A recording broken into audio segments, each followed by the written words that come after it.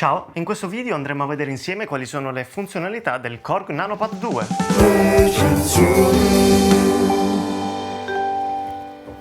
Bene, il Korg NanoPad 2 è un controller MIDI che si può gestire sia all'interno della tua DAW, quindi Logic, Cubase, Ableton, sia per gestire degli strumenti virtuali, quindi dei VST, interni o esterni al software. È costituito da 16 pad sensibili alla velocity più un ulteriore pad sulla sinistra e tutte le funzionalità possono essere gestite attraverso questi pulsanti ulteriori. Si alimenta tramite USB di tipo 2, appartiene ad una serie di prodottini di cui fa parte anche il Nano Control 2, di cui prima o poi farò un video, e viene venduto nelle colorazioni nera e bianca. Bene, fatto questo assunto andiamo a vedere subito come funziona. Eccoci sulla sessione di Logic. Ok, come possiamo subito vedere ci sono 16 pad. La cosa che mi viene più spontanea ovviamente è suonare la batteria. Quindi, questo è un semplicissimo Drum Kit Designer. Vediamo un po' come funziona.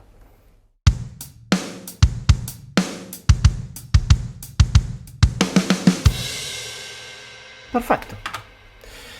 Allora, devo dire che non è super sensibile, però fa bene il suo lavoro. Come possiamo vedere, se colpiamo troppo piano non viene attivato il pad. Un altro difettuccio che ho notato è che quando si colpisce troppo rapidamente alcuni colpi si perdono.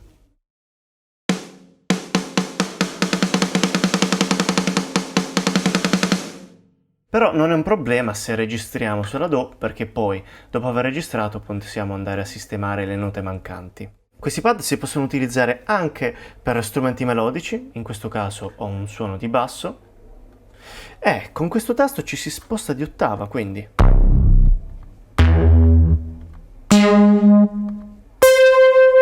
Ok, in questo caso mi posiziono sulla seconda.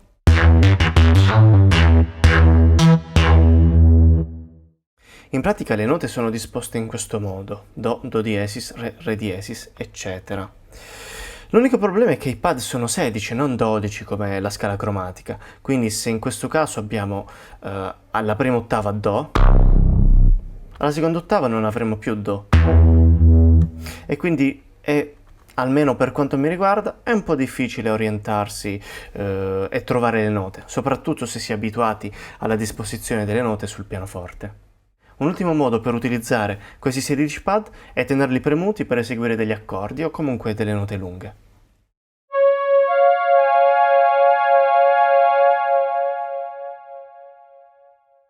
Ok, una volta utilizzati questi 16 pad spostiamoci a sinistra.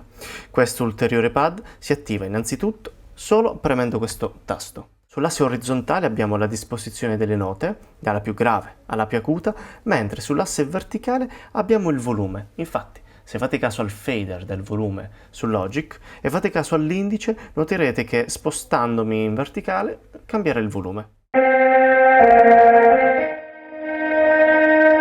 Ok, mentre come vi dicevo in orizzontale abbiamo la disposizione delle note.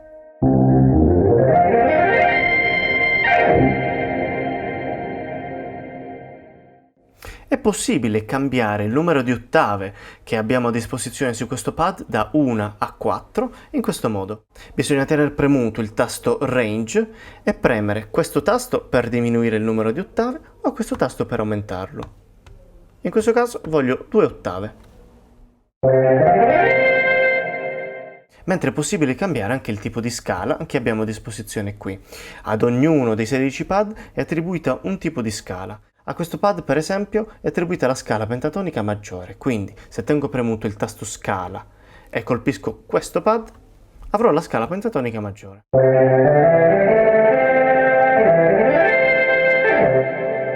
Mentre a questo pad è attribuita la scala pentatonica minore, quindi scala.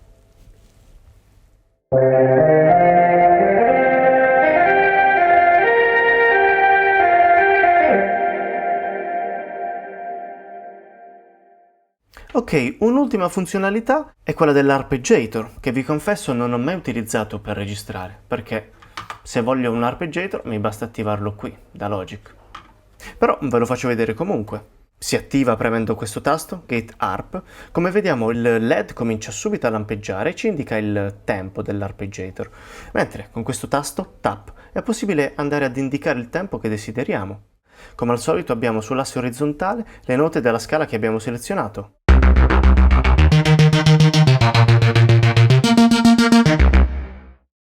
Mentre sull'asse verticale possiamo andare a modificare la lunghezza di ognuna delle singole note eseguite dall'arpeggiator.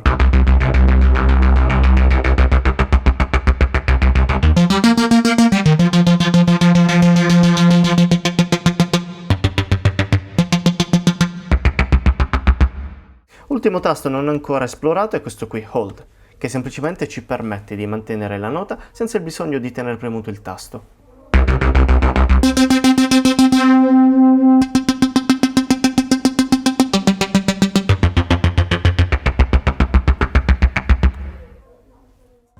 Bene, ora che vi ho mostrato tutte le funzionalità del Korg Nanopad 2, non mi resta che registrare qualcosa.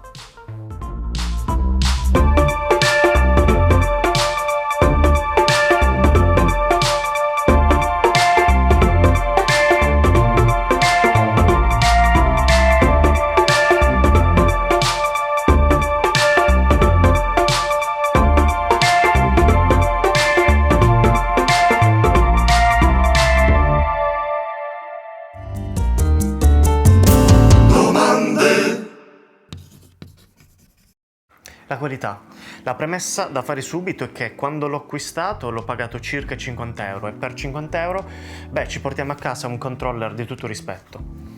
Ora, io lo utilizzo principalmente nell'ambito della produzione, quindi a casa, non l'ho mai utilizzato live. E quando lo appoggio sulla scrivania devo dire che non è perfettamente equilibrato e tende leggermente ad oscillare. I pad sono sensibili alla velocity, ma sono leggermente duri, non sono molto sensibili, quindi si tenderà a premere con un po' di forza i pad.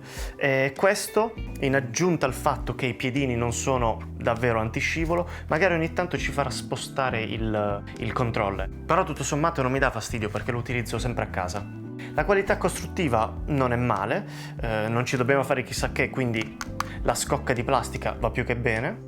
Anche la qualità del funzionamento, in particolare mi riferisco all'arpeggiator, non è male. C'è da dire che utilizzando questo non è facile essere precisi. Come vedete non ci sono riferimenti, non è un singolo tasto da premere ed è difficile da sbagliarsi. No, qui c'è tutta una marea di possibilità, scegliere il punto preciso diventa un po' difficile, anche se devo dire che questo pad funziona bene. E anche l'arpeggiator in generale non è male. Compatibilità. Allora, io l'ho utilizzato solo in Logic, quindi non posso dirvi come funziona su altri software e devo dire che non ho dovuto configurarlo, si collega direttamente al software, viene riconosciuto e non c'è bisogno di configurazione. Esiste un software prodotto dalla Korg per configurarlo, ma serve più che altro per fare cose più specifiche come attribuire dei numeri MIDI, attribuire il control change, ma sono cose che con un controller così a me personalmente non servono. Si può utilizzare live? Allora innanzitutto è solido, quindi secondo me può resistere insomma ai vari trasporti, alle varie borse in cui magari può essere posto. Per quanto riguarda la latenza, io ne ho notato una minima latenza, però non ho mai indagato perfettamente all'interno di Logic come eliminarla, perché è minima, mi accorgo che c'è ma è minima, quindi non mi dà fastidio. Forse per suonare live su una base o comunque con altri musicisti forse mi darebbe fastidio.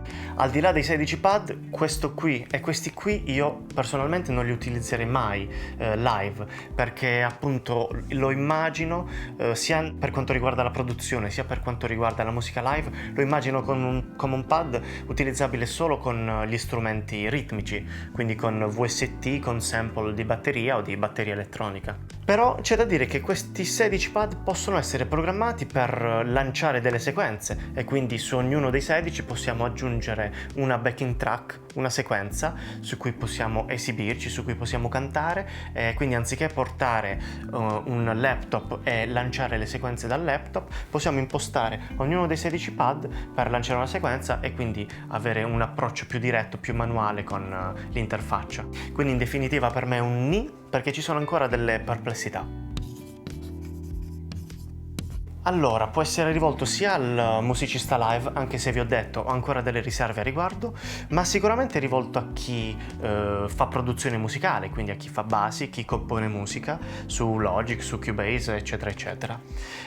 Può essere davvero un modo per dare un feel più realistico alle parti di batteria o alle parti di drum machine, che magari aiuti la base a venir su un po' più sincera, un po' più meno macchinosa. Quindi nell'ambito della produzione musicale può essere un'ottima interfaccia per dare magari un tocco più umano, un tocco meno preciso alle parti di batteria o alle parti di drum machine, che magari aiuti a migliorare la qualità della canzone. Bene, arrivati alla fine di questo video io vi dico che sì, ne vale la pena, sia per il costo sia per quel che offre rispetto al costo.